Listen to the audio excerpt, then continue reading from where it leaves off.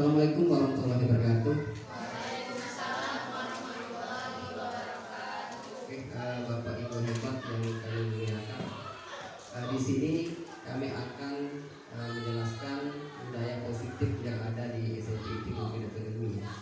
Ini kenapa kita memajukan? Ini memang untuk materi pas waktu nanti baru. Nah, ini akan kami laksanakan sebelum pembelajaran. Jadi ini pas sasaran tadi guru-guru yang ada di SIT Bukit Duri. Salah satunya adalah budaya positif yang akan kita lakukan di tahun yang akan datang. Next, lanjut. Oke, agenda pembukaan kita adalah satu pembukaan, yang kedua adalah kompetensi lulusan, capaian umum dan capaian khusus, pengembangan dan eksplorasi konsep dan refleksi. Ayo. Oke, pertanyaan tematik, setuju atau tidak setuju? Jawab. Oke, Bunda Sri, hukuman dapat mendisiplinkan anak, setuju atau tidak? Hukuman dapat mendisiplinkan anak, setuju atau tidak? Setuju atau tidak?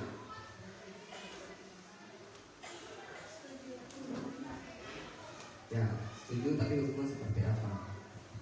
Melinda, hukuman itu dapat mendisiplinkan anak kan? Setuju atau tidak? Hukumannya seperti apa?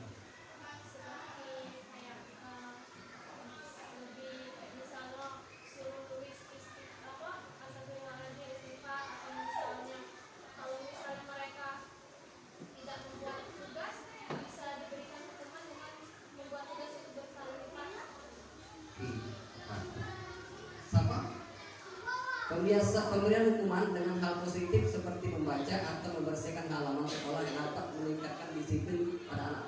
Setuju atau tidak? Alasannya?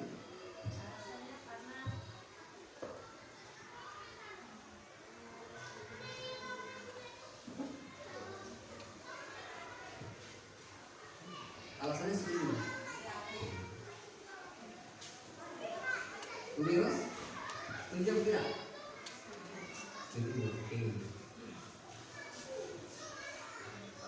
Bu Fitri, memberi penghargaan dapat meningkatkan motivasi belajar anak.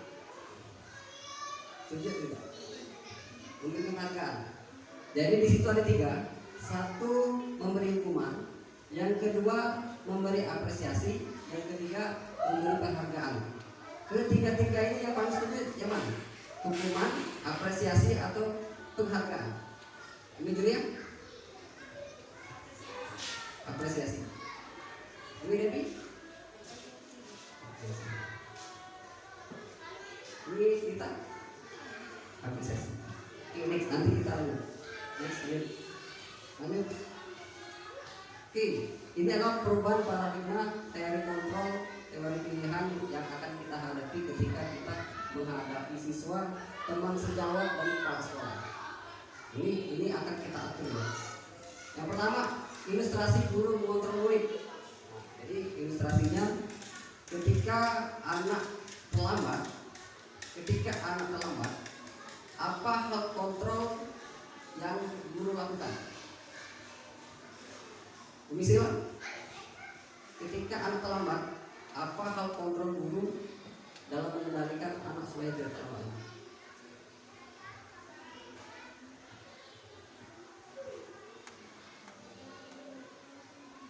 Ada 3: penghargaan, apresiasi, hukuman. Dengan hukuman apa?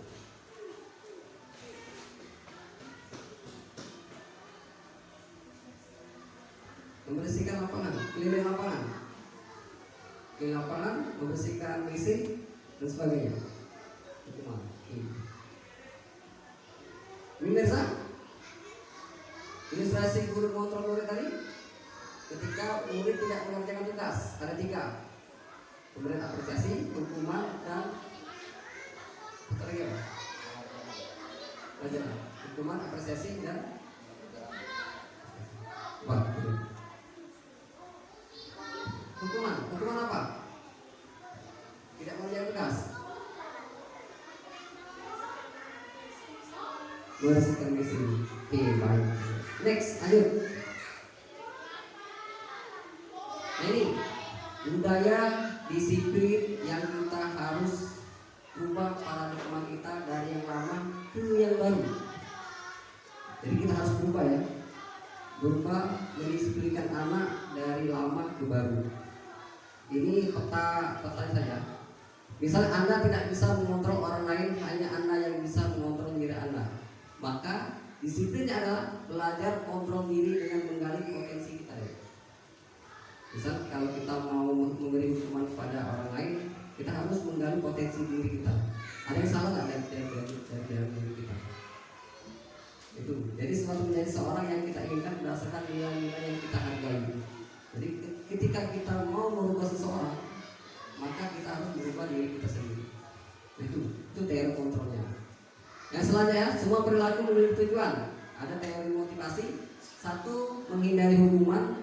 2. Untuk mendapatkan imbalan. 3. Untuk menghargai diri sendiri. Nah, jadi seorang siswa itu ya ini teori motivasinya apa? Ketika dia bisa telat, dia takut, aku pasti akan mendapat hukuman. Pasti aku mendapat hukuman dari istri. Itu dalam pikirannya. Ternyata untuk mendapatkan imbalan. Ketika misalnya ada siswa yang bantu membawakan buku kita, ada rasa minta imbalan. Kayak aku nanti nilai aku besar dikasih oleh gurunya. Yang ketiga adalah untuk menghargai diri sendiri. Nah, ada nilai-nilai kebajikan, saling membantu, menghormati, dan lain sebagainya. Nah, itu dinamakan keyakinan kelas. Nanti kita belajar keyakinan kelas. Tidak ada hukuman, tidak ada apresiasi, yang ada adalah keyakinan kelas. Nanti kita kesepakatan hari ini, kesepakatan keyakinan kelas dan keyakinan sekolah. Nanti baru siswa yang kita laksanakan. Jadi hari ini kita akan membuat keyakinan kelas ini. Selanjutnya adalah model berpikir menang-menang. Kolaborasi, konsensus menciptakan pilihan baru. Nah, ada 5 posisi kontrol di dalam diri kita sebagai guru. Nah, 1 penghukum, 2 pembuat merasa bersalah, 3 sebagai teman, 4 pemantau, 5 manajer. Nah, ada 5 posisi kontrol yang ada pada guru. Apakah kita sebagai seorang penghukum? Guru sebagai seorang penghukum itu dulu. Kalau sekarang tinggalkan. Tak boleh lagi seorang guru menjadi penghukum bagi siswa. Tak boleh lagi. Itu dulu. Sekarang. Nanti ada metodenya. Kenapa kita harus mengganti hukuman itu dengan cara yang lebih elok, cara yang lebih baik. Yang kedua, posisi kontrol kita, apakah pembuat rasa bersalah misalnya? Nah, kamu mati langsung, kamu bocok anak ini, matanya buta, atau apa yang lainnya. Nah, itu buat rasa bersalah anak. Tidak boleh. Kita sebagai guru tidak boleh seperti itu. Ada yang guru-guru seperti itu membuat anak itu merasa bersalah. Nah, yang selanjutnya adalah kita harus sebagai teman. Kalau sebagai teman ini kita paling dekat dengan siswa. Ada dampaknya ini. Yang selanjutnya sebagai pemantau. Pemantau ya, ada guru yang sebagai pemantau ya. Biarlah saja seperti itu. Anak-anak bocah biarlah saja. Ada gurunya, ada wali kelasnya, ada yang lainnya dan sebagainya. Yang paling terpenting adalah kita sebagai manajer. Nah, posisi kontrol yang paling ideal adalah kita sebagai manajer. Kita mengontrol, kita menghukum, kita apresiasi, dan kita jadi pemantau, dan kita juga jadi seorang teman bagi siswa. Yang terakhir pertanyaan adalah 5 kebutuhan dasar manusia. Nah, jadi kebutuhan dasar siswa kita itu 1 pengen diperhatiin. Salah satunya itu. Nanti beda antara SD sama SMP beda. Kebutuhan dasar dia itu beda. Kalau SMP dia lebih ketemanan, perhatian. Kalau SD dia butuh kedekatan. Itu kedekatan. Kalau kita tidak dekat, maka tidak ada posisi kita adalah chemistry kita dengan siswa. Oke, lanjut. makna disiplin itu berasal dari kata Latin disiplina. Mungkin kita sudah tahu. Makna asal dari kata ini berkonotasi dengan disiplin diri dan murid-murid Sokrates dan Plato. Disiplin diri membuat orang menggali potensi menuju sebuah tujuan apa yang dia hargai. Namun dalam budaya kita, maka kata disiplin telah berubah menjadi sesuatu yang dilakukan seseorang pada orang lain untuk mendapatkan kepatuhan. Kecenderungan umum adalah menghubungkan kata disiplin dengan kenyamanan, bukan dengan apa yang kita hargai atau pencapaian suatu tujuan mulia. Next. Nilai-nilai kebajikan universal. Nah, ini nilai-nilai kebajikannya. Satu, mandiri. Nah, ini yang diakomodasi oleh Kemendikbud kita, harus mandiri, bernalar kritis, kebinekaan global, bergotong royong dan kreatif, yang dikenal dengan pelajar profil Pancasila. Ini diambil dari Piaget Gosen 1998. Lanjut. Terus teori motivasi hukuman dan kehakikan restitusi. Nah, ini teori motivasi perilaku manusia. Ada 3. Pertama adalah motivasi eksternal. Kedua adalah motivasi internal. Nah, jadi untuk menghindari ketidaknyamanan hukuman, ada pertanyaan. Apa yang akan terjadi apabila saya tidak melakukannya? Apa yang terjadi ketika saya tidak melakukannya? Maka akan dalam dirinya untuk menghindari ketidaknyamanan. Apa sih sebenarnya supaya aku tidak dihukum? Jadi kita memantik pertanyaan kepada siswa. Itu pertanyaannya. Nah, ketika kamu terlambat, apa sih yang harus kamu lakukan? Jadi dia mulai pertanyaan-tanya. Jangan langsung hukum. Ketika telat, kamu hukum keliling lapangan. Bersihkan misi. Itu tidak boleh lagi sekarang. Harus dibuat pertanyaan otomatiknya. Nah, ketika kamu melakukan kesalahan, apa yang akan terjadi bila kamu melakukan itu? Jadi kamu, ya Bu, mendapat hukuman. Apa konsekuensinya? Apa hukuman untuk kamu? Didiskusikan sama-sama. Kedua, akan melakukan pembersihan kelas. Kesepakatan itu. Itu namanya kesepakatan kelas. Nanti akan dijelaskan. Yang kedua adalah untuk mendapatkan imbalan dari orang lain. Apa yang akan saya dapatkan apabila saya melakukannya? Nah, ini pertanyaan bagi siswa. Ketika kita menyuruh siswa sering-sering, maka dia akan tanya dia, aku pasti akan mendapatkan nilai yang bagus. Akan mendapat nilai banyak. Selanjutnya adalah saya akan menjadi orang yang seperti apa bila saya melakukannya untuk menghargai diri sendiri. Lanjut. Nah, kita dari yang lama menuju kurikulum yang baru. Kurikulum yang lama menjadi kurikulum yang baru, yaitu kurikulum merdeka.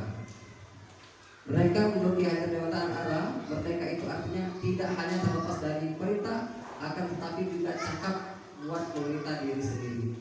Jadi seorang guru tidak hanya terlepas dari perintah transport.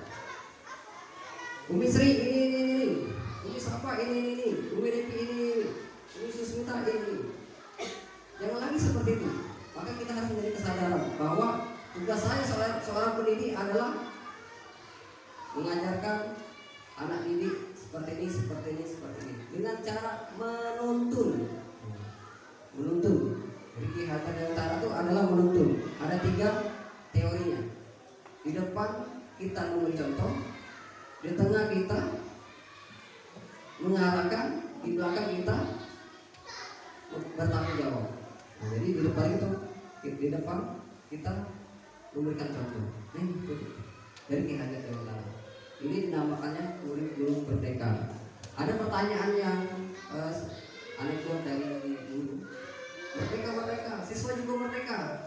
Akhirnya siswa dapat kontrol lagi. Ini adalah konsep yang salah.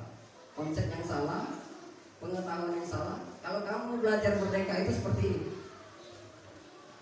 Bebas dari hal terlepas dari perintah, akan tetapi juga cakap buat pemerintah diri sendiri. Nah, makanya ada restitusi, konsekuensi dan apresiasi, tidak ada hukuman. Next, Oke, nah ini hukuman. Hukuman kalau kita kasih anak itu penghargaan. Hukuman seperti ini. Ada dampaknya. Pertama, dampaknya adalah pengaruh jangka pendek dan jangka panjang. Kalau kita ngasih anak misalnya dengan penghargaan, maka ada jangka pendek dan jangka panjang. Jangka pendeknya siswa itu akan berharap penuh. Ayah pasti dikasih. Ayah pasti kasih. Nah, jangka panjangnya akan berantai. Akan timbul sikapnya untuk ketika membantu akan menjadi mengharapkan penghargaan. Yang kedua adalah penghargaan menghukum. Yang ketiga adalah penghargaan mengurangi ketepatan, penghargaan tidak efektif, dan penghargaan merusak hubungan. Nah, kenapa penghargaan merusak hubungan? Ini akan mindset ke siswa itu milih-milih orang tertentu. Akhirnya siswa pintar. Ini saya dengan dia, memang habis saya dengan dia. Maka mindset seperti ini. Penghargaan. Next. Lanjut, penghargaan menurunkan kualitas. Nah, jadi penghargaan itu akan menurunkan kualitas siswa. Penghargaan mematikan kreativitas dan penghargaan mengurangi motivasi intrinsik yang ada dalam motivasi dalam siswa. Nah, bentuk-bentuk program kebajikan, apresiasi. Ini apresiasi kepada siswa. Tadi sepakat kita ke siswa tidak ada penghargaan. Sepakat tak? Sepakat? Menghukum siswa dengan penghargaan? Dan sepakat? Oke, lanjut. Nah, oke, bentuk program kebajikan. Nah, beri pengakuan secara khusus, beri pengakuan secara pribadi, beri pengakuan kepada semua murid di gantian, beri pengakuan secara konsisten, fokus pada proses. Oke, lanjut. Contoh pengakuan apresiasi kebajikan. Nah, ini misalnya situasi siswa baru ya, ada siswa baru situasinya. Ada seorang siswa yang tidak diperhatikan oleh temannya. Kita tanya kepada siswanya, kemarin saya perhatikan kamu diam. Jadi kita ada rasa empati di sana. Biasanya kan kalau ada siswa baru atau guru yang baru, ini banyak yang guru baru pasti merasakan seperti itu. Tidak ada teman dia seperti itu. Terus tanya, pada saat situasi seperti ini kita tanya, kemarin saya melihat kamu seperti ini. Akhirnya bercerita. Sama yang guru sini juga bercerita. Kami perhatikan dia nih. Kami ingin, kenapa kamu seperti itu? Akhirnya bercerita. Aku dijari ini, aku dijari ini. Sama, kita guru merasakan seperti itu, siswa juga merasakan juga seperti itu. Jadi kita melihat situasi ini. Lanjut adalah pada saat kamu membantu teman-temanmu di tugas kelompok. Jadi seorang guru harus mengungkapkan kata-kata, saya menghargai kamu. Bagus sekali nak. Jangan sampai ketika mereka kerja kelompok kita tidak ada ucapan kata terima kasih, menghargai tugas-tugas mereka. Terus pada saat siswa memungut sampah di lantai di kelas lainnya, maka kita harus mengucapkan penghargaan, terima kasih, bagus sekali nak, lanjut, kamu makan dan minum tidak berdiri. Oke, lanjut. Oke, tindakan guru. Nah, ini yang harus kamu sepakati. Mencatat 100 kali dalam buku kalimat, saya tidak akan terlambat lagi karena telah bersekolah. Ini tidak tadi. Ini hukuman atau konsekuensi. Hukuman atau konsekuensi. Dicatat 100 kali buku dalam kalimat dalam satu. Hukuman atau konsekuensi. Jadi dia terlambat, akhirnya dikasih konsekuensi. Ini ranting. Lari mengelilingi lapangan basket 2 kali karena terlambat hadir ke sekolah. Hukuman atau konsekuensi? Hukuman. Ketika murid diminta untuk push up 15 kali karena tidak menggunakan masker ke sekolah. Ipan, hukuman atau konsekuensi? Hukuman. Membersihkan tumpahan air di meja tulis karena tersenggol pada saat belajar. Fitri, konsekuensi hukuman. Terus murid disuruh untuk tidak mengenakan sepatu seharian ke sekolah karena tidak mengenakan sepatu hitam. Bisa? Hukuman atau konsekuensi? Hukuman. Begitu ya, terakhir lari mengelilingi lapangan basket 2 kali karena terlambat 10 menit untuk pelajaran PJK. Hukuman atau konsekuensi? Hukuman. Oke, kita lihat jawabannya. Nah ini, jadi kita harus membedakan, maksud saya, jadi kita harus membedakan kata hukuman dan kata konsekuensinya. Jadi hukuman itu memaksa siswa harus bergerak, itu maksa. Jadi dengan tegas keras itu hukuman. Contoh misalnya mencatat 100 kali itu adalah hukuman. Keliling lapangan itu hukuman. Besar itu hukuman.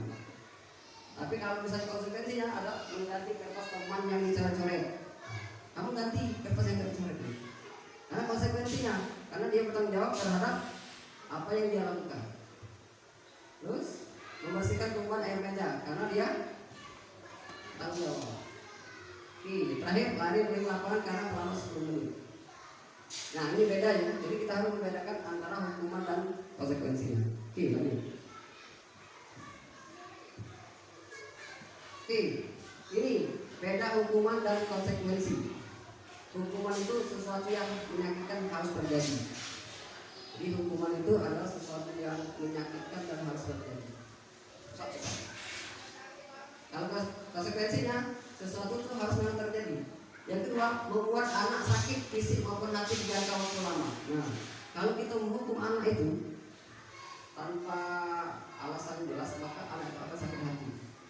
Makanya cerita-cerita bapak itu, bapak itu ini yang tidak salah, hukum dia ketika hukum itu maksudnya kalau kita sebagai jadi omongan. Lanjut adalah anak membenci kedisiplinan. Jadi anak itu kalau kita hukum terus, maka dia akan melakukan terus. Dia benci disiplin. Ayo Pak Aku, nggak sering telat, pasti dihukum telat. Jadi ibu kembali. Yang kedua, dan kesannya adalah mendorong anak menyakiti diri sendiri, konsep diri yang buruk, anak belajar untuk menyembunyikan kesalahan, marah, merasa bersalah, dipermalukan, merasa tidak dihargai. Kalau dihukum itu pasti anak itu merasa dipermalukan. Kalau dihukum, ada sekarang dulu itu anak tuh di depan seperti itu. Sekarang itu di aturan tidak boleh lagi. Kalau kita melakukan seperti itu, kita bisa dilaporkan di undang-undang pelindungan anak. Karena itu termasuk di undang-undang pelindungan anak.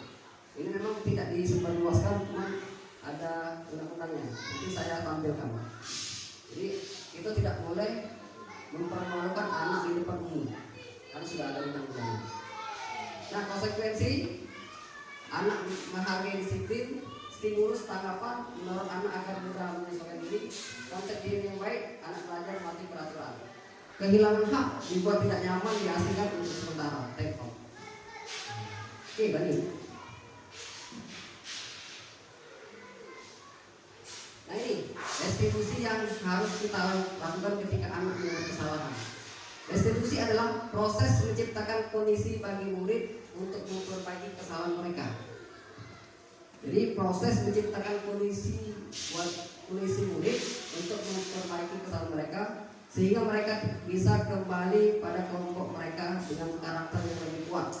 Restitusi juga merupakan proses kolaboratif yang mengajarkan murid untuk mencari solusi untuk masalah mereka dan membantu murid berpikir tentang orang seperti apa yang mereka inginkan menjadi tujuan. Oke, itu jadi budaya positif yang harus dilaksanakan.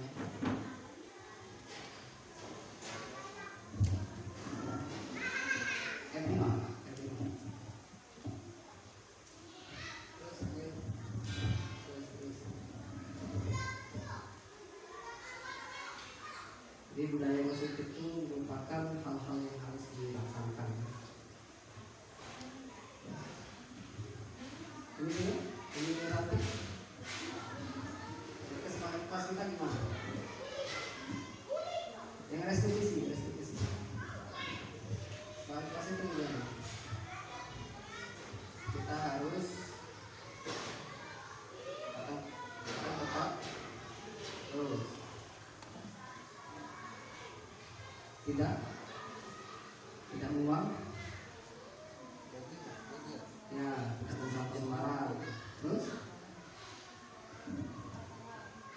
menjawab salah, terus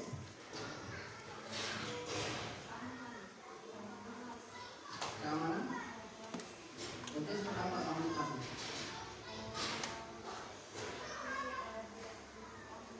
Tidak berkelahi, tidak membuli.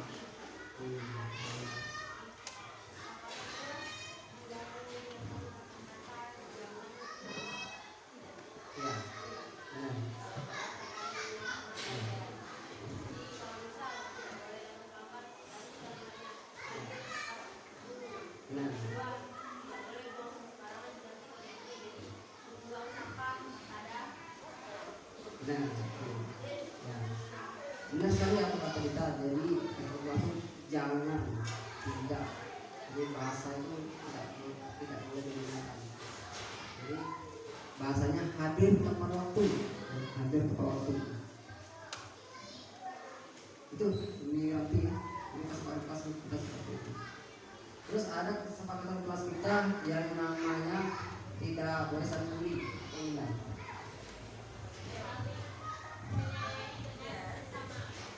Ya, paling menyayangi ini apa kesepakatan kita kalau anak itu sering berkelahi?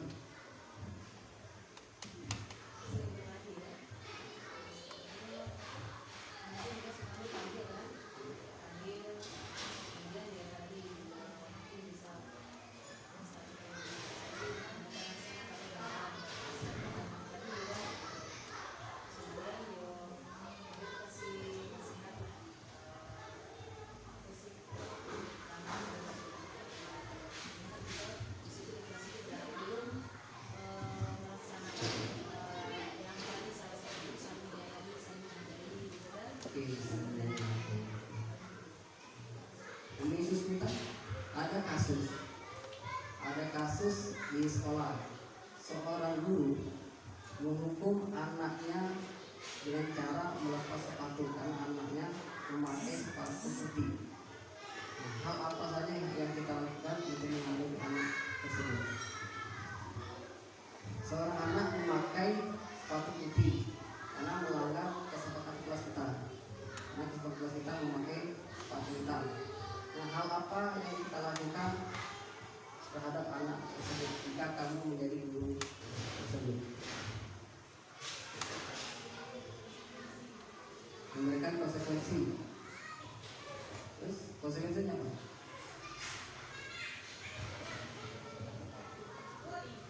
Memakai baju, memakai sepatu putih ya, memakai sepatu putih. Sedangkan kesepakatan kelas kita memakai sepatu hitam.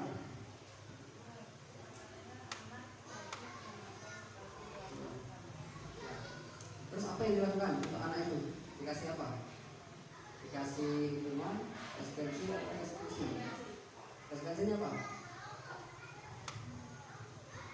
Apa konsekuensi? Ya kita harus ada seperang untuk mereka, ya. Tapi bukan dalam hukuman. Konsekuensinya apa? Contoh, misalnya kalau hukuman itu kamu keliling lapangan, konsekuensinya ketika kamu pakai celana sepatu putih, konsekuensinya apa? Jadi konsekuensinya apa? Ya, disita sepatu. Nah, ini konsekuensinya. Terus kalau ada restitusi, dia tanya, nah, kenapa kamu tidak memakai sepatu hitam? Ya, sudah peringatan. Jadi mulai sekarang kesepakatan kamu kelas apa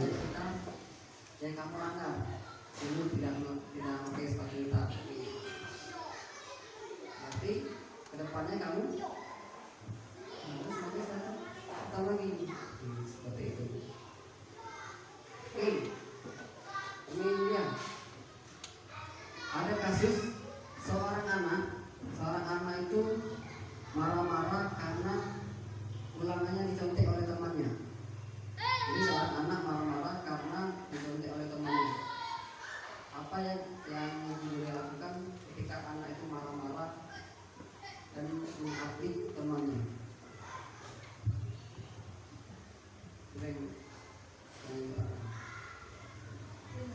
Ya, virus.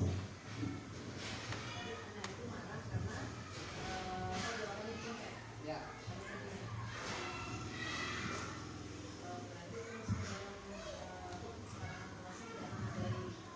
Tidak menghargai. Tidak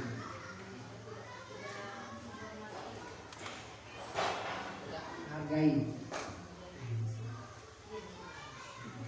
Maka kita tanya, misalnya Dita, ibu melihat kamu marah-marah sama temannya.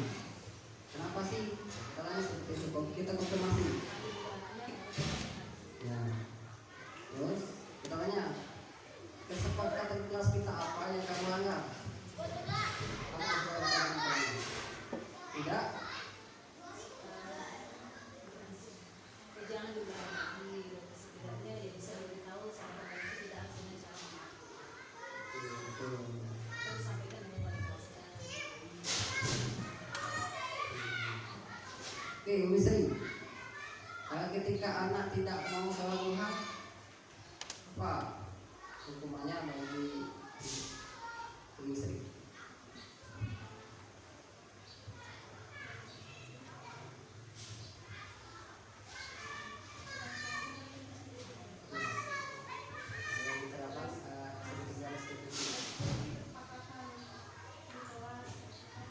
Dia tidak mau sholat duha, maka kita terapkan segitiga restitusi. Segitiga restitusi ada dua: satu menstabilkan stabilitasnya, kedua memvalidasi, ketiga mengkonfirmasi. Ya, yang menstabilkan identitasnya menanyakan, nah, kenapa kamu tidak mau sholat? Kenapa? Validasi, alasannya apa? Validasi, alasannya kenapa? Nah, sudah tahu alasannya, maka kita buat asosiasinya. Nah, kalau tidak sholat, apa yang kamu langgar? Seperti itu ya. Baik. Oke, itu menurut saya. Keyakinan kelas kita, mengapa kita memiliki peraturan yang harus kita laksanakan?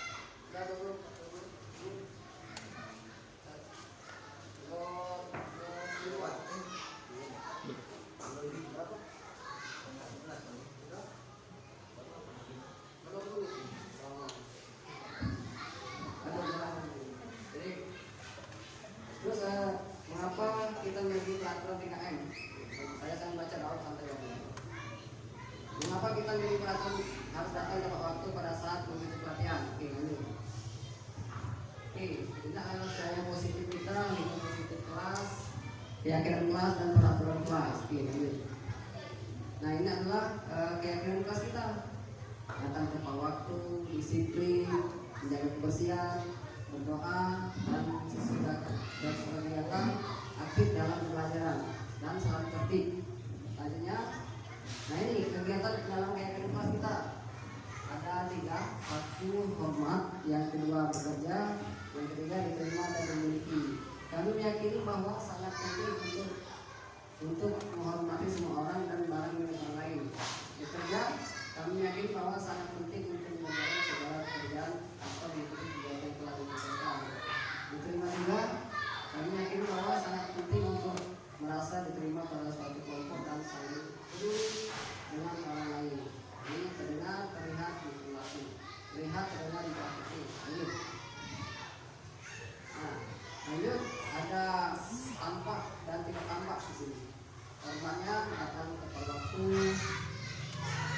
tidak tampak seperti sering hadir lambat, yang tampak menampakkan mana dulu kelas setiap hari. lanjut kepada teman guru mengembalikan barang teman yang telah dipinjam dan mengucapkan terima kasih. Jadi tidak mengembalikan barang yang telah dipinjam dan mengucapkan sembarangan. Terus kalau bekerja tampak seperti tektur bekerja dan menyimak. Ini yang tampak. Kalau tidak tampaknya tidak mendengarkan guru dan aktif. Terus menyerahkan tugas tepat waktu. Tugas tidak diberikan. Ini sering kita hadapi ketika dengan siswa. Nah, memang siswa kita ini luar biasa. Ini di SIP ini rata-rata anak menengah ke atas. Tidak ada yang menengah ke bawah. Nah, tadi orang tuanya tadi membatasi anaknya kebebasan. Lanjut. Ini keyakinan kelas kita. Keyakinan kelas kita selalu kembalikan buku tempatnya dengan orang lain. Nanti di sekolah foto sendiri dengan penjelasan dengan menggunakan narkoba, penampilan dan lain sebagainya.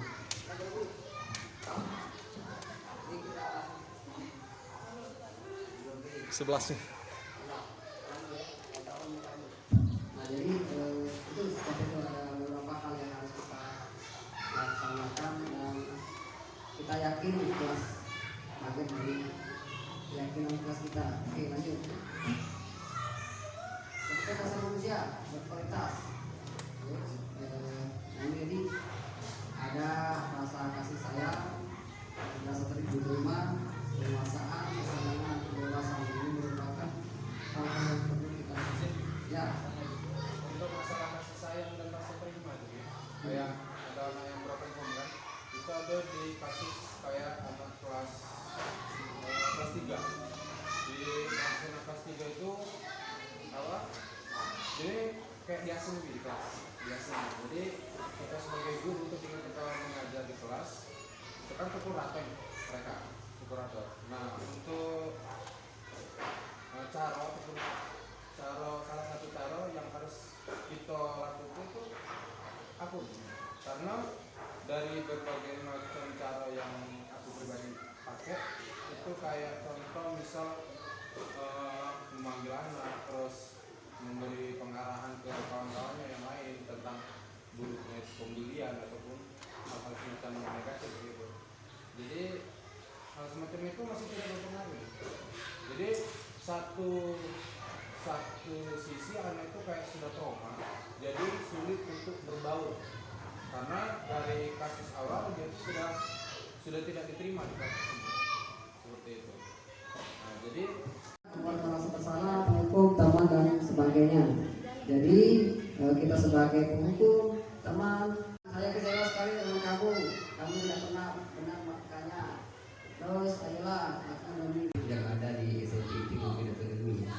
Ini kenapa kita majukan? Ini memang untuk materi pas waktu nanti baru. Nah, ini akan kami laksanakan sebelum pembelajaran. Jadi ini pas sasaran tadi guru-guru yang ada di SIT Mufidatu Ilmu. Salah satunya adalah budaya positif yang akan kita lakukan di tahun yang akan datang. Next, lanjut. Oke, agenda pembukaan kita adalah satu pembukaan, yang kedua adalah kompetensi lulusan, capaian umum dan capaian khusus, pengembangan inti dan eksplorasi konsep dan refleksi. Lanjut. Oke, pertanyaan tematik, setuju atau tidak setuju? Jawab. Oke, Bunda Sri, hukuman dapat mendisiplinkan anak, setuju atau tidak? Hukuman dapat mendisiplinkan anak, setuju atau tidak? Setuju atau tidak?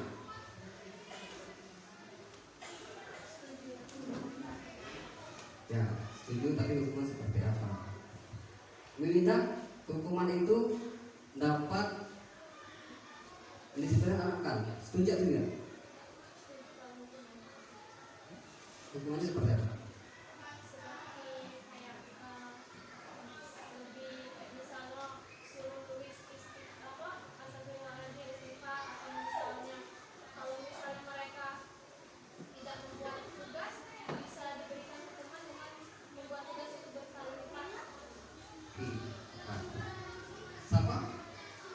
Pemberian hukuman dengan hal positif seperti membaca atau membersihkan halaman sekolah dapat meningkatkan disiplin pada anak. Setuju atau tidak? Alasannya?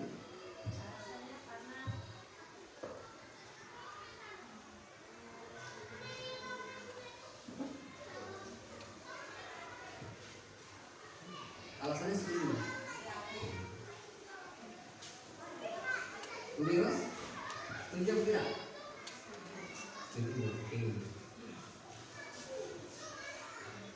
Bu Fitri, memberi penghargaan dapat meningkatkan motivasi belajar anak. Setuju atau tidak? Memberi penghargaan. Jadi di situ ada 3. 1, memberi hukuman. Yang kedua, memberi apresiasi. Yang ketiga, memberi penghargaan. Ketiga-tiga ini yang paling setuju yang mana? Hukuman, apresiasi, atau penghargaan? Ini Julia? Apresiasi. Ini Debbie? Ini kita? Apresiasi. Oke, next, nanti kita lanjut. Next, lanjut. Oke, ini adalah perubahan paradigma teori kontrol, teori pilihan yang akan kita hadapi ketika kita menghadapi siswa, teman sejawat, dan kepala sekolah. Ini akan kita atur ya. Yang pertama, ilustrasi guru mengontrol murid. Jadi ilustrasinya ketika anak terlambat, apa hal kontrol yang guru lakukan? Misalnya, ketika anak terlambat, apa hal kontrol guru dalam mengendalikan anak supaya tidak terlambat?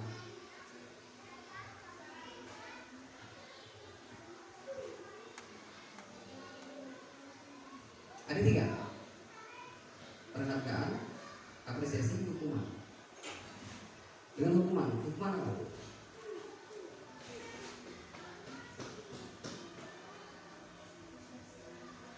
Membersihkan lapangan, keliling lapangan, membersihkan WC dan sebagainya. Hukuman. Pemirsa, ilustrasi guru mengontrol murid tadi, ketika murid tidak mengerjakan tugas, ada 3: pemberian apresiasi, hukuman, dan pelajaran. Hukuman, apresiasi, dan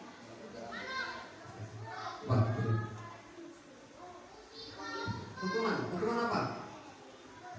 Tidak mengerjakan tugas. Bersihkan WC. Oke, baik. Next, lanjut. Ini budaya disiplin yang kita harus ubah paradigma kita dari yang lama ke yang baru. Jadi kita harus berubah ya. Berubah mendisiplinkan anak dari lama ke baru. Ini peta saja. Misal Anda tidak bisa mengontrol orang lain, hanya Anda yang bisa mengontrol diri Anda. Maka disiplinnya adalah belajar kontrol diri dengan menggali potensi kita. Misal kalau kita mau memberi hukuman kepada orang lain, kita harus menggali potensi diri kita. Ada yang salah nggak dari diri kita? Itu. Jadi selalu menjadi seorang yang kita inginkan berdasarkan nilai-nilai yang kita hargai. Jadi ketika kita mau merubah seseorang, maka kita harus merubah diri kita sendiri. Itu teori kontrolnya. Yang selanjutnya, semua perilaku memiliki tujuan. Ada teori motivasi. 1, menghindari hukuman. 2, untuk mendapatkan imbalan. 3, untuk menghargai diri sendiri. Nah, jadi seorang siswa itu dia ini teori motivasinya apa? Ketika dia bisa telat, dia takut, aku pasti akan mendapat hukuman. Pasti aku mendapat hukuman dari istri. Itu dalam pikiran dia. Ternyata untuk mendapatkan imbalan. Ketika misalnya ada siswa yang bantu membawakan buku kita, ada rasa minta imbalan. Kayak aku nanti nilai aku bisa dikasih oleh gurunya. Yang ketiga adalah untuk menghargai diri sendiri. Nah, ada nilai-nilai kebajikan, saling membantu, menghormati, dan lain sebagainya. Nah, itu dinamakan keyakinan kelas. Nanti kita belajar keyakinan kelas. Tidak ada hukuman, tidak ada apresiasi, yang ada adalah keyakinan kelas. Nanti kita kesepakatan hari ini kesepakatan, keyakinan kelas, dan keyakinan sekolah. Nanti baru siswa yang kita laksanakan. Jadi hari ini kita akan membuat keyakinan kelas dulu. Selanjutnya adalah model berpikir menang-menang, kolaborasi, konsensus, menciptakan pilihan baru. Nah, ada 5 posisi kontrol di dalam diri kita sebagai guru. Nah, 1 penghukum, 2 pembuat merasa bersalah, 3 sebagai teman, 4 pemantau, 5 manajer. Nah, ada 5 posisi kontrol yang ada pada guru. Apakah kita sebagai seorang penghukum? Guru sebagai seorang penghukum itu dulu. Kalau sekarang tinggalkan. Tidak boleh lagi seorang guru menjadi penghukum bagi siswa. Tidak boleh lagi. Itu dulu. Sekarang. Nanti ada metodenya. Kenapa kita harus mengganti hukuman itu dengan cara yang lebih elok, cara yang lebih baik. Yang kedua, posisi kontrol kita, apakah pembuat rasa bersalah misalnya. Nah, kamu mati langsung, kamu bocok anak ini, matanya buta, atau apa yang lainnya. Nah, itu buat rasa bersalah anak. Itu tidak boleh. Kita sebagai guru tidak boleh seperti itu. Ada yang guru-guru seperti itu membuat anak itu merasa bersalah. Nah, yang selanjutnya adalah kita harus sebagai teman. Kalau sebagai teman kita paling dekat dengan siswa. Ada dampaknya ini. Yang selanjutnya sebagai pemantau. Pemantau ada guru yang sebagai pemantau ya. Biar saja seperti itu. Anak-anak gue biar saja. Ada gurunya, ada wali kelasnya, ada yang lainnya dan sebagainya. Yang paling terpenting adalah kita sebagai manajer. Nah, posisi kontrol yang paling ideal adalah kita sebagai manajer. Kita mengontrol, kita menghukum, kita apresiasi, dan kita jadi pemantau, dan kita juga jadi seorang teman bagi siswa. Yang terakhir pertanyaan adalah 5 kebutuhan dasar manusia. Nah, jadi kebutuhan dasar siswa kita itu 1 pengen diperhati. Salah satunya nanti beda antara SD sama SMP beda. Kebutuhan dasar dia itu beda. Kalau SMP dia lebih ketemanan, perhatian. Kalau SD dia butuh kedekatan. Itu kedekatan. Kalau kita tidak dekat, maka tidak ada posisi kita antara chemistry kita dengan siswa. Oke, lanjut. Nah, apakah makna disiplin itu? Asal dari kata Latin disiplin. Mungkin kita sudah tahu. Makna asal dari katanya berkonotasi dengan disiplin diri dan murid-murid Socrates dan Plato. Disiplin diri membuat orang menggali potensi menuju sebuah tujuan apa yang dia hargai. Namun dalam budaya kita, maka kata disiplin telah berubah menjadi sesuatu yang dilakukan seseorang pada orang lain untuk mendapatkan kepatuhan. Kecenderungan umum adalah menghubungkan kata disiplin dengan ketidaknyamanan, bukan dengan apa yang kita hargai atau pencapaian suatu tujuan mulia. Next. Nilai-nilai kebajikan universal. Nah, ini nilai-nilai kebajikannya. 1, mandiri. Nah, ini yang diakomodasi oleh Kemendikbud kita.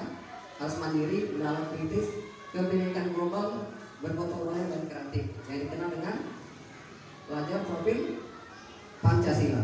Ini diambil dari Pierre Bourdieu 1998. Oke, lanjut. Terus teori motivasi hukuman dan kehargaan restitusi. Nah, ini teori motivasi perilaku manusia. Ada 3. Pertama adalah motivasi eksternal. Kedua adalah motivasi internal. Nah, jadi untuk menghindari ketidaknyamanan hukuman, ada pertanyaan. Apa yang akan terjadi apabila saya tidak melakukannya? Apa yang terjadi ketika saya tidak melakukannya? Maka akan dalam dirinya untuk menghindari ketidaknyamanan. Apa sih sebenarnya supaya aku tidak dihukum? Jadi kita memantik pertanyaan kepada siswa. Itu pertanyaannya. Nah, ketika kamu terlambat, apa sih yang harus kamu lakukan? Jadi dia mulai bertanya-tanya. Jangan langsung hukum. Ketika telat, kamu hukum keliling lapangan. Bersihkan WC. Itu tidak boleh lagi sekarang. Harus dibuat pertanyaan otomatiknya. Nah, ketika kamu melakukan kesalahan, apa yang akan terjadi bila kamu melakukan itu? Jadi kamu, ya Bu, mendapat hukuman. Apa konsekuensinya? Apa hukuman untuk kamu? Didiskusikan sama-sama. Kedua, akan melakukan pembersihan kelas. Kesepakatan itu namanya kesepakatan kelas. Nanti akan dijelaskan. Yang kedua adalah untuk mendapatkan imbalan dari orang lain. Apa yang akan saya dapatkan apabila saya melakukannya? Nah, ini pertanyaan bagi siswa. Ketika kita menyuruh siswa sering-sering, maka dia akan tanya dia, aku pasti akan mendapatkan nilai yang bagus. Akan mendapat nilai banyak. Selanjutnya adalah saya akan menjadi orang yang seperti apa bila saya melakukannya untuk menghargai diri sendiri. Next, lanjut. Nah, kita dari yang lama menuju kurikulum yang baru. Kurikulum yang lama menjadi kurikulum yang baru, yaitu kurikulum merdeka. Mereka menurut Dewan Allah, merdeka itu artinya tidak hanya terlepas dari perintah, akan tetapi juga cakap buat memerintah diri sendiri. Jadi seorang guru tidak hanya terlepas dari perintah transport. Umi Sri ini, Umi Safa ini, Umi Ripi ini, Umi Susmita ini. Jangan lagi seperti itu. Maka kita harus menjadi kesadaran bahwa tugas saya seorang pendidik adalah mengajarkan anak didik seperti ini dengan cara menuntun. Jadi Ki Hajar Dewantara itu adalah menuntun. Ada 3 teorinya. Di depan kita memberi contoh, di tengah kita mengarahkan, di belakang kita bertanggung jawab. Nah, jadi di depan kita memberikan contoh. Dari Ki Hajar Dewantara. Ini dinamakannya kurikulum merdeka. Ada pertanyaan yang anekdot dari guru. Merdeka, siswa juga merdeka. Akhirnya siswa dapat terkontrol lagi. Ini adalah konsep yang salah, pengetahuan yang salah. Kalau kamu belajar merdeka itu seperti ini, bebas dari hal terlepas dari perintah, akan tetapi juga cakap buat pemerintah diri sendiri. Nah, makanya ada restitusi, konsekuensi dan apresiasi, tidak ada hukuman. Next, Oke, nah ini hukuman kalau kita kasih anak itu penghargaan. Hukuman seperti ini. Ada dampaknya. Pertama, dampaknya adalah pengaruh jangka pendek dan jangka panjang. Kalau kita ngasih anak misalnya dengan penghargaan, maka ada jangka pendek dan jangka panjang. Jangka pendeknya siswa itu akan berharap penuh. Pasti dikasih.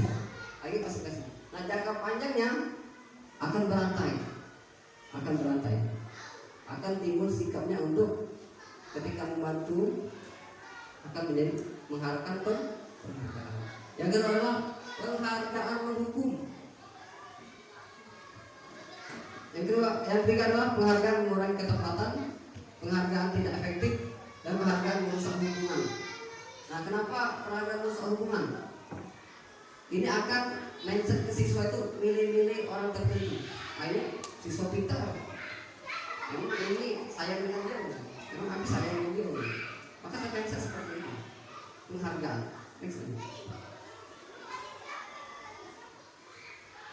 Lanjut, penghargaan menurunkan kualitas. Nah, jadi penghargaan itu akan menurunkan kualitas siswa. Penghargaan mematikan kreativitas dan penghargaan mengurangi motivasi intrinsik yang ada dalam motivasi dalam siswa. Nah, bentuk-bentuk program kebajikan, apresiasi. Ini apresiasi kepada siswa. Tadi sepakat kita ke siswa tidak dengan penghargaan. Sepakat tak? Sepakat? Menghukum siswa dengan penghargaan? Sudah sepakat? Oke, lanjut. Nah, Oke, untuk program kebajikan, nah, beri pengakuan secara khusus, beri pengakuan secara pribadi, beri pengakuan kepada semua murid di gantian, beri pengakuan secara konsisten, fokus pada proses. Oke, beri. Contoh pengakuan apresiasi kebajikan.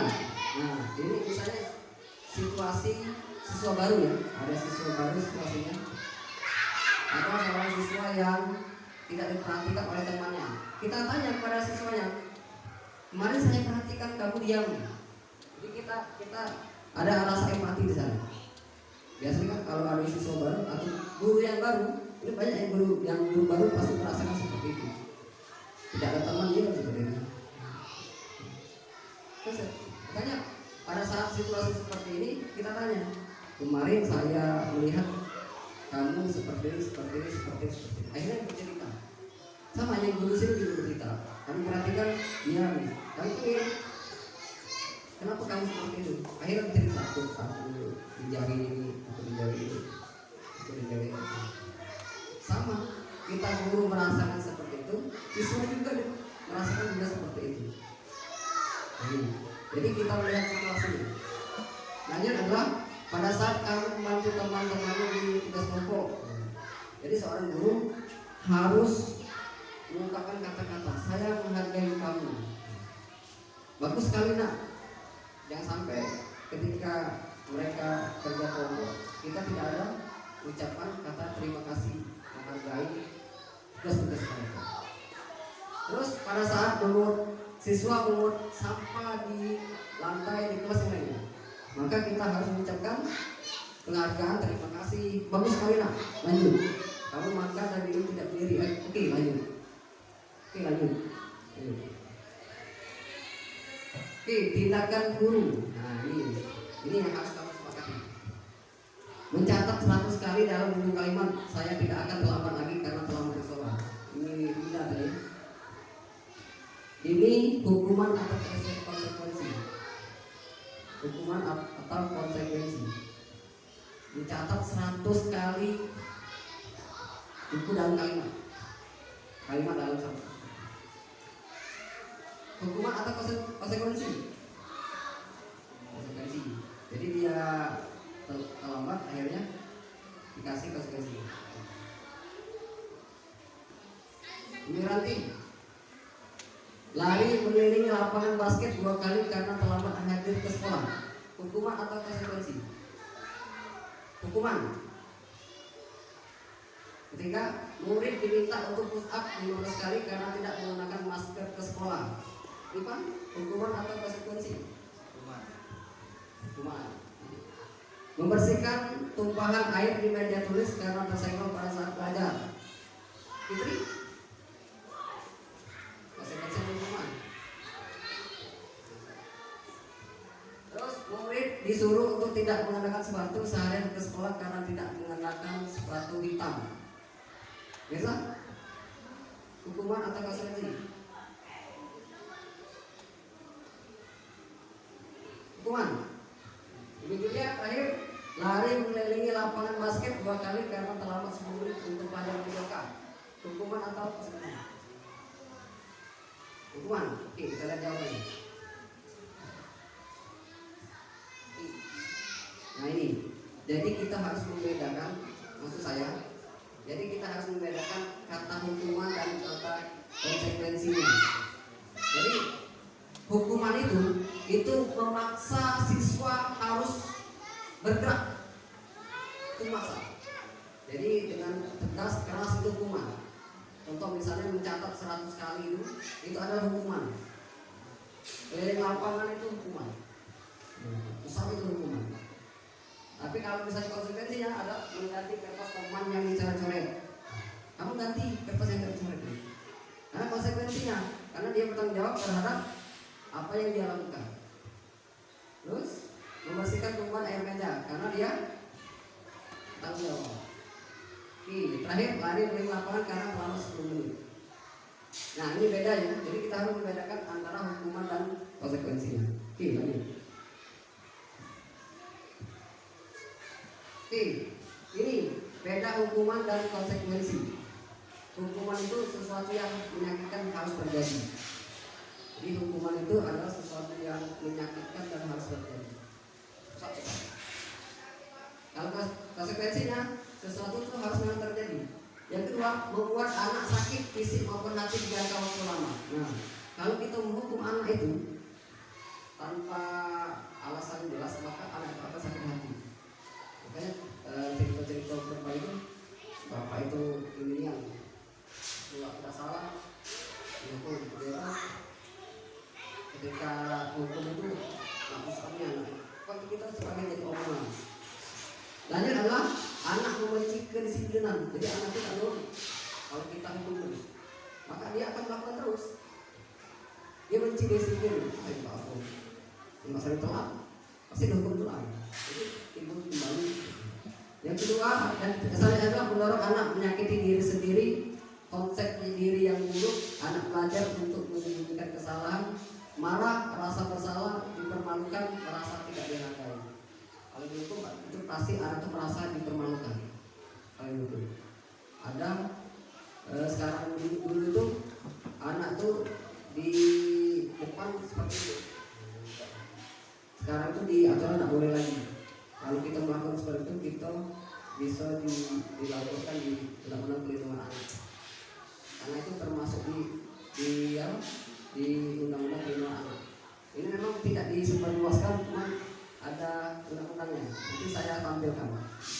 Jadi itu tidak boleh mempermalukan anak di depan umum, karena sudah ada undang-undangnya. Nah, konsekuensi anak menghargai disiplin, stimulus tanggapan, mendorong anak agar mudah menyesuaikan diri, konsep diri yang baik, anak belajar mati peraturan. Kehilangan hak, dibuat tidak nyaman, diasingkan untuk sementara. Take off. Oke, lanjut. Nah ini restitusi yang harus kita lakukan ketika anak membuat kesalahan. Restitusi adalah proses menciptakan kondisi bagi murid untuk memperbaiki kesalahan mereka. Jadi proses menciptakan kondisi buat murid untuk memperbaiki kesalahan mereka, sehingga mereka bisa kembali pada kelompok mereka dengan karakter yang lebih kuat.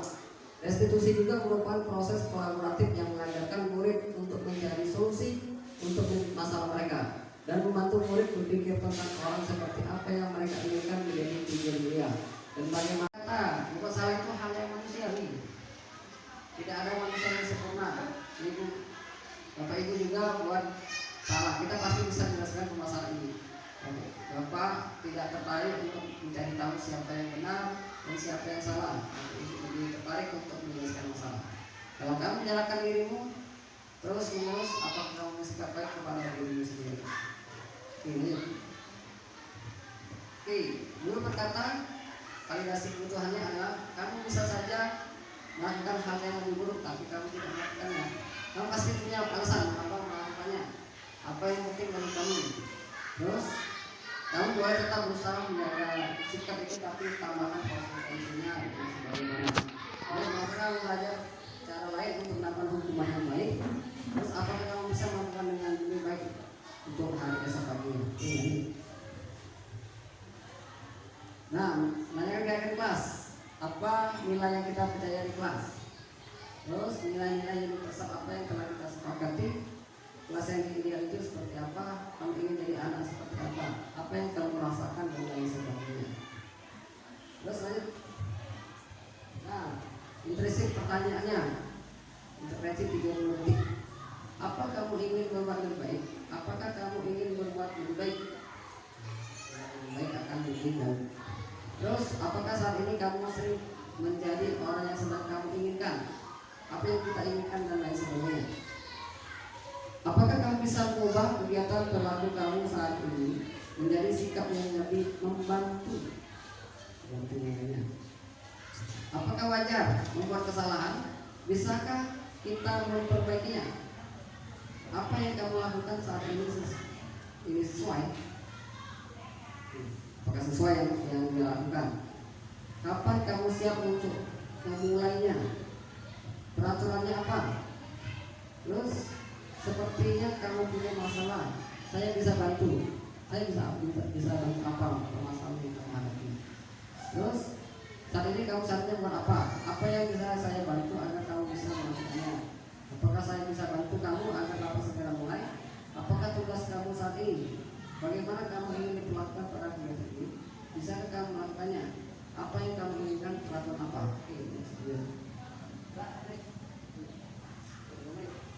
2 menit lagi, Wi. Hal baru apa yang mengubah paradigma saya? Saya akan dapatkan. Jadi paradigma apa yang kamu lakukan? Jadi apa yang kamu lakukan? Kalian ketika mengubah paradigma tersebut. Oke, tahu. Oke, sip. Sebentar, boleh?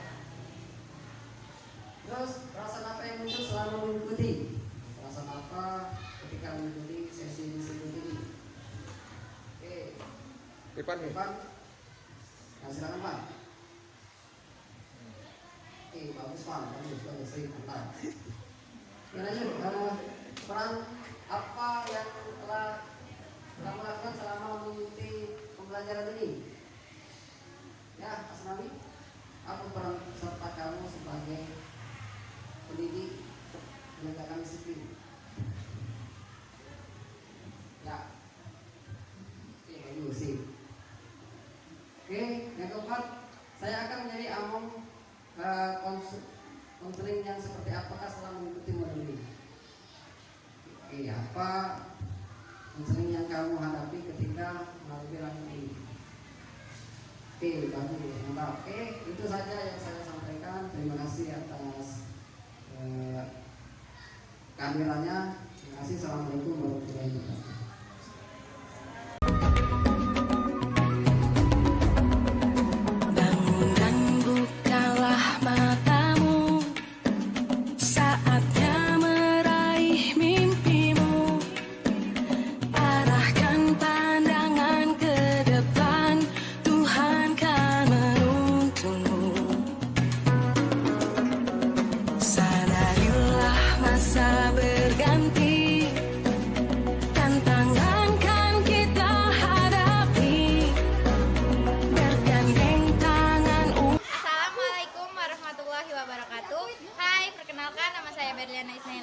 Dari kelas 81. Alhamdulillah kelas kami sudah menerapkan keyakinan kelas yang membuat kelas menjadi nyaman dan aman.